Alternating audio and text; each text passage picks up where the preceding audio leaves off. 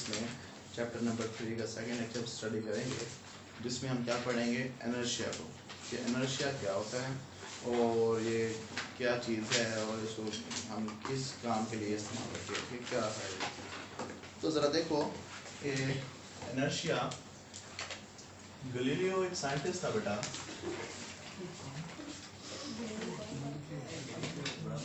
ठीक है। गैलीलियो एक साइंटिस्ट था। उसने क्या किया, उसने हमें बताया कि जब एक लाइटर बॉडी होती है, क्या बेटा, लाइटर, और एक हैवियर बॉडी होती है, हैवियर, ठीक है। एक दो बॉडीज हैं, एक लाइटर बॉडी है और एक हैवियर बॉडी है, ठीक है। अब लाइटर बॉडी को मूव करवाना आसान है, इजी टू मूव, पता ना आप लोगों को, इसके बताने से पहले पता था। हाँ। और इसको मूव करते हुए रोकना वो भी आसान है बेटा। इसको लाइटर बॉडी को मूव करवाना hard to move, hard to move, और इसको रोकना भी हार्ड टू स्टॉप, इसको इजी टू स्टॉप, ठीक है, और इसको हार्ड टू स्टॉप। बात समझ गए? हार्ड डिफिकल्ट भी कह सकते हैं, मुश्किल है, समझ आ गई? किसी को बात समझ ना आए जरा पूछ लो। क्या इसको मूव करवाना? हाँ मैं बताता हूँ आपको। किसको? एक साइकिल है, एक है बेटा साइकिल है, और यहाँ पे आपकी सीट है और ये इसके हैंडल है दो, ठीक है।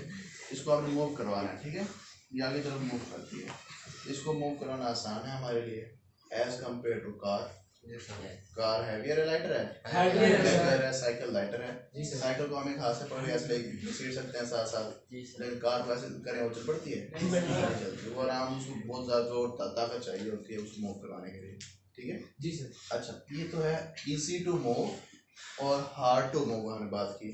अब साइकिल मूव तेज भागी हुई आ रही है, हम उस साइड खड़े हैं या कोई दीवार छोटी सी है तो वो दीवार से टकरा के रुक जाएगी, लेकिन एक गाड़ी इतनी स्पीड से आ रही है और वो उस दीवार से टकरा तो दीवार को तोड़ देगी, वो उससे फिर भी आगे चली जाएगी, उसको फिर भी वो नहीं रुक सकेगी बेटा।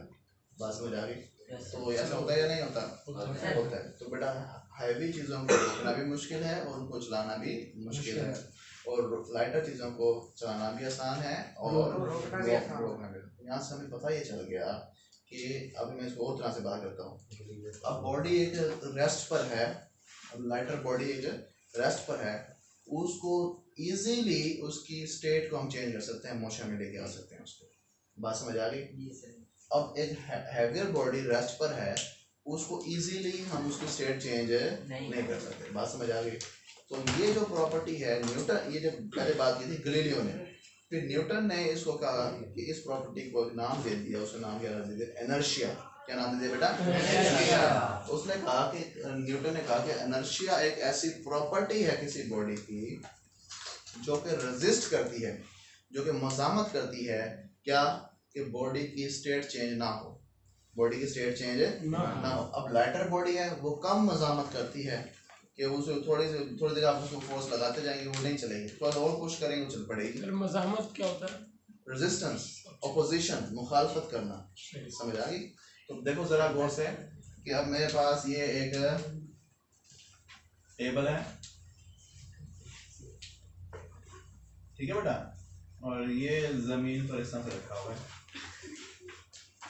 ठीक। अब इस टेबल के ऊपर मैंने रखी हुई एक बुक, क्या रखी हुई है बेटा?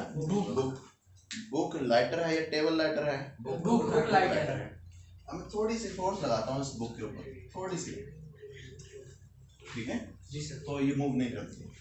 मैं थोड़ी सी और ज्यादा फोर्स लगाता हूँ F, तो ये मूव करना शुरू कर देती है। समझ आ गई? पहले इसकी स्टेट क्या थी? रेस्ट पर थी। क्या थी बेटा? रेस्ट पर थी। मैंने थोड़ी सी फोर्स लगाई, लेकिन इसने फिर भी मुज़ामत की कि मैं अपने स्टेट को चेंज नहीं करूँगी, ठीक है, यानी कि मैं रेस्ट में रहूँ। मैं थोड़ी सी और ज़्यादा डोमिनेटिंग फोर्स लगाई तो इसकी मुज़ामत जो ये कर रही थी उससे थोड़ी ज़्यादा फोर्स लगाई तो उसकी मुज़ामत कम हो गई और मेरी फोर्स ज़्यादा हो गई, जिसकी वजह से ये मूव करना शुरू हो गई बेटा। बात समझ आ गई?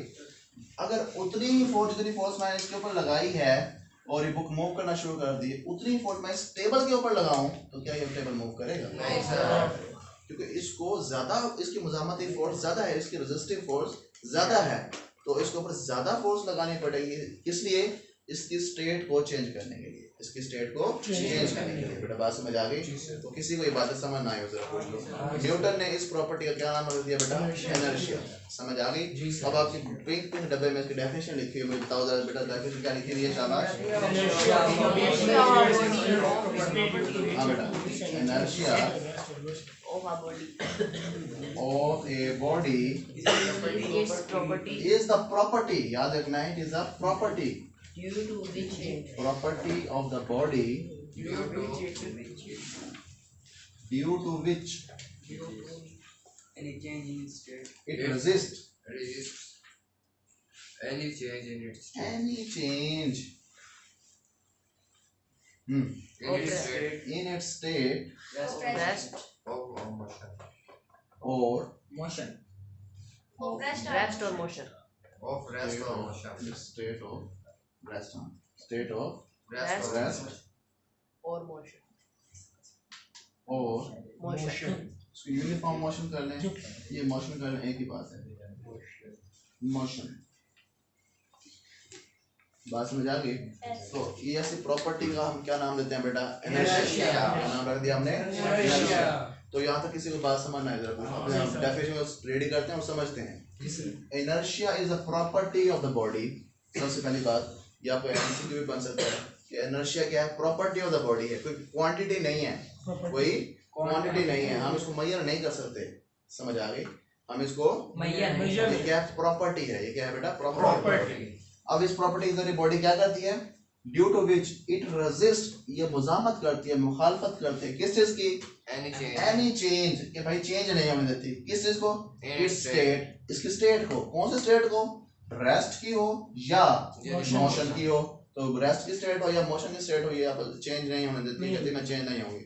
अगर बॉडी मूव कर रही है तो वो उसको हम उसको थोड़ी सी फोर्स लगाएंगे तो वो उसकी इनर्शिया जो है बॉडी का वो रेजिस्ट करेगा कि मैं रेस्ट पे नहीं आऊंगा, मैं मूव ही करता रहूंगा। यानी कि जिद थोड़ा हम जिद्दीपन कहते हैं, ठीक है? वो थोड़ा सा जिद करती है, लेकिन अगर हमारी जो फोर्स है उस जिद के ऊपर डोमिनेट हो जाए अगर, तो फिर वो जिद की वैल्यू खत्म हो जाती है और वो मूव करना शुरू कर देती है।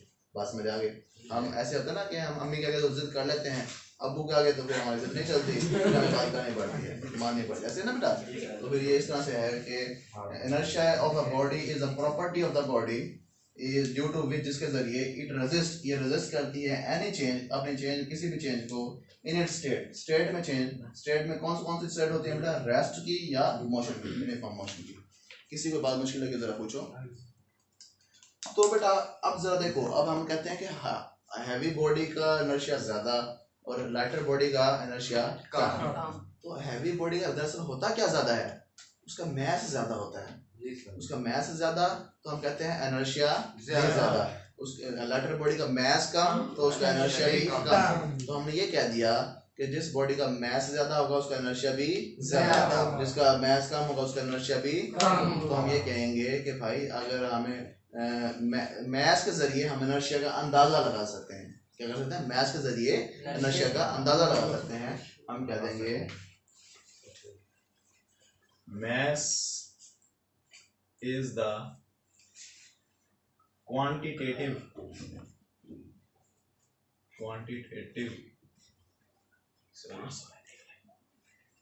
measure of inertia, या इसको इस तरह कहते हैं, inertia is the quantitative measure of mass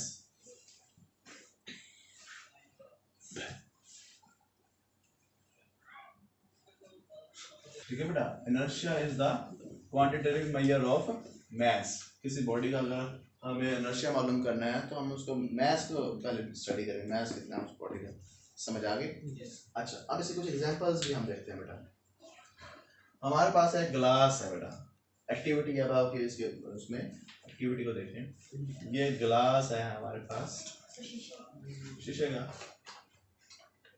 बड़ा डिजाइन वाला है इस तरह से ना, थोड़ा सा चौड़ा करे। चलो जो भी है। ठीक है। कार्डबोर्ड सरफेस के ऊपर, इसके ऊपर ग्लास के ऊपर, ये ग्लास है, ये गिलास, इसके ऊपर हमने कार्डबोर्ड रख दिया इस तरह से। इस कार्डबोर्ड के ऊपर हमने कॉइन रख रहे हैं। क्या रख रहे हैं बेटा? कॉइन। 5 रुपए वाला सिक्का, ये बेटा जी सर। समझ आ गई? जी सर। अब कॉइन क्या है, कॉइन किस स्टेट में है बेटा, ठीक है। तो अब देखो कॉइन, अब जरा देखना, गौर से समझना, हम इस कार्डबोर्ड को थोड़ा सा ऐसे जट दे दें, ऐसे टिल्ट कर दें, या इसको वैसे इस तरह उंगली मार दें इसको, तो कार्डबोर्ड, हाँ कैरम की तरह इसको मार दें, तो बेटा फिर कार्डबोर्ड क्या होगा, इसके नीचे से निकल जाएगा। तो क्या कॉइन उसके साथ चला जाएगा या वहीं खड़ा रहेगा? गिलास में गिर जाएगा। अब क्यों नहीं गया उसके साथ? क्योंकि कॉइन का अपना एक इनर्शिया है। कॉइन किस हालत में था? रेस्ट में। वो कहता है मैं रेस्ट में ही रहूंगा, लेकिन नीचे से उसकी जमीन निकल गई। वो कहते हैं मैं रेस्ट में रहूंगा, लेकिन नीचे से क्या निकल गई? जमीन निकल गई। तो वो वहीं खड़ा रहेगा? नहीं, वो क्या करेगा बेटा? गिलास में गिर जाएगा। बात समझ आ गई? किसी को बात समझ ना जरा। अगर इसका इनर्शिया ना होता तो फिर ये भी मूव करना शुरू कर देता बेटा। बात समझ आ गई? अच्छा, ये इस तरह से होना चाहिए कि जो कार्डबोर्ड है ना, इसकी सरफेस स्मूथ होनी चाहिए। क्या होनी चाहिए? अगर रफ सरफेस है फिर ये साथ ही चला जाएगा, फिर इसका इनर्शिया इतना ज़्यादा नहीं होगा कि ये अपने स्टेट को होल्ड कर सके बेटा। बात समझ आ गई? ये कार्डबोर्ड क्या होना चाहिए? स्मूथ होना चाहिए, इसकी फ्रिक्शन कम होनी चाहिए बेटा। समझ आ गई? ताकि ये कार्डबोर्ड इजीली मूव कर सके और कॉइन अपनी जगह पे फिक्स रहे। सर कागज पे हो जाएगा ये 10 के कागज पे करके 10 के कागज वाला भी हम करते हैं। कार्डबोर्ड होना चाहिए, प्लेन होना चाहिए आपके पास, रफ ना हो सरफेस कोई भी, ठीक है। अब जरा देखना 10 के कागज वाला काम करते हैं। अब ये आपके पास क्या रखे हैं बेटा? एक कॉइन है। ये क्या है बेटा? एक कॉइन है। ये इसके नीचे मैं दूसरा कॉइन रखता हूँ, ठीक है। नीचे इसके तीसरा कॉइन, 3 कॉइन रख दिया मैंने, ठीक है। और इसके नीचे एक और कॉइन, 4 कॉइन, ये 5 कॉइन, 6 कॉइन, इस तरह से कॉइन्स रखे हैं हमने, एक दूसरे के ऊपर रखे हुए, स्टेक लगा हुआ हमने लगाया। अब ये सारी चीजें हमने एक पेपर के ऊपर रखी हुई है। किसके ऊपर रखी हुई है बेटा? पेपर के ऊपर रखी हुई है।